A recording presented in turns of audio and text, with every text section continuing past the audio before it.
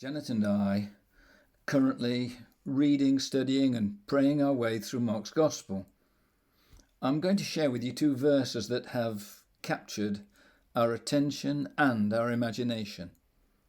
To help, I want to introduce you to this painting. Beautiful, but I suspect little known in Christian circles. The artist is Maurycy Gottlieb, a 19th century Polish Jew who took to painting Christian themes. Most of his work's unfinished, as is this one, since he died at the early age of 23. The painting's called Jesus Preaching at Capernaum. It's clearly set in the synagogue. Here are the two verses I promised. Mark 1:21 and 22. They went to Capernaum, and when the Sabbath came, Jesus went into the synagogue and began to teach. The people were amazed at his teaching because he taught them as one who had authority. I love Gottlieb's Jesus. He's unmistakably Semitic and a corrective to all those blue-eyed, pale-skinned imitations of popular art. He is a historical, Jewish Jesus. He's not depicted as a figure who divides Christianity and Judaism, but as the continuity and fulfillment of the Hebrew Bible and all Jewish history. He makes me feel like I'm in the presence of the real thing. And look, another mark of authenticity. Over there, on the right. See him?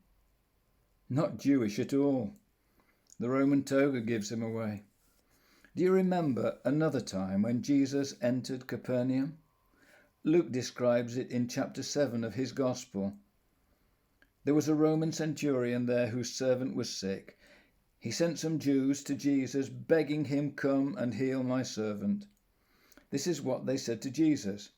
"This man deserves to have you do this.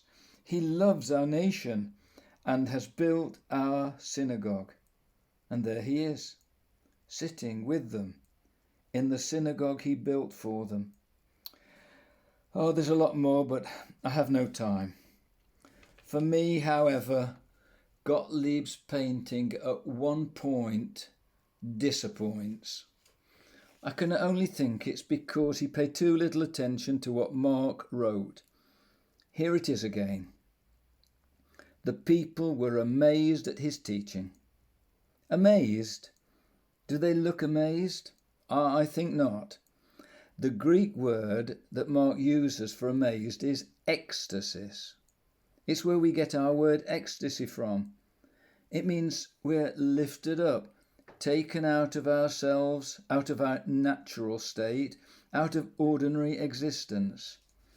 And to hear the authentic and authoritative voice of Jesus then and now is to be lifted out of ordinary existence into the new creation that Messiah has come to establish. It's 2,000 years since Jesus' voice rang out in that synagogue in small town Capernaum.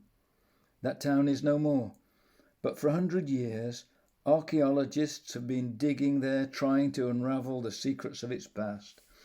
Some years ago, the ruin of a synagogue was unearthed. It was from the 4th century, built 300 years later than Jesus. But below it is the foundation of a much earlier synagogue, almost certainly the one Jesus taught in. Janet and I are amazed daily at Jesus' teaching in Mark. Maybe we don't need Gottlieb's painting, beautiful as it is. Maybe we don't need to know about the physical remains of the synagogue that Jesus taught in. But I think we do, you see.